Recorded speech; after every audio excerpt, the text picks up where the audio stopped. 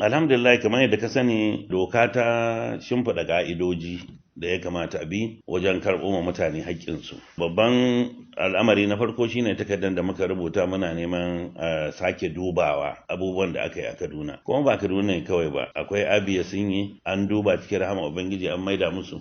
Akwai wato kaman kasidu da aka kai na neman a duba wannan al'amuran a wajen mutum 180. Ni kamar yadda na sani mun tafi mun same su sun karba sun ce kuma za su duba. Ba shi certificate wannan ai na wucin gadi ne da yardan Allah. Ni ina so in tabbatar maka wannan ba zai karkatar da mu daga turban da muke ba, nan mu tabbatar mun karɓo ma al'umman jihar Kaduna haƙƙinsu. Mun yi na farko, ko ya samu ko bai samu ba za mu tafi kotu, tribunal kenan. San da idan Allah zai mana abin da muke so.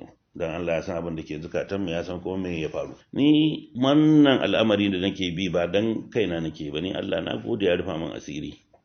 Ina bi dan al'umma ne da suka hana idan su bacci, suka bi lungu-lungu suna faman su samu canji mai alheri, amma shaidana ya shigo ciki aka samu akasin haka. Ni ba zan musu adalci ba na da hannu in zauna ina cewa haka Allah ya so. Haka Allah ya so. To amma kuma Allah ya ci tashin taimake ka.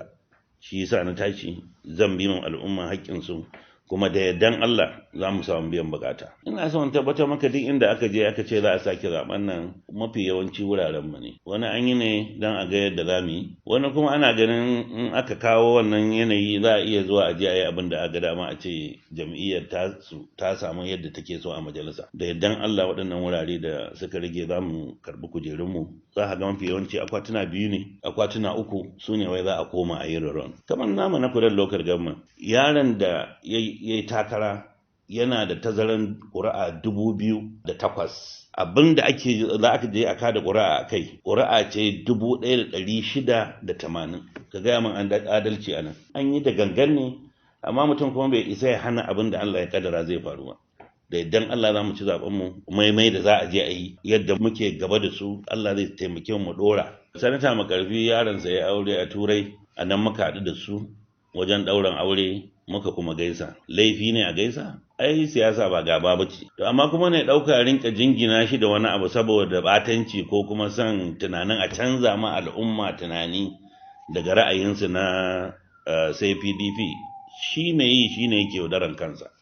Dan adam in ya ce ga abin da yake so baka isa ka canza shi daga turban nan ba.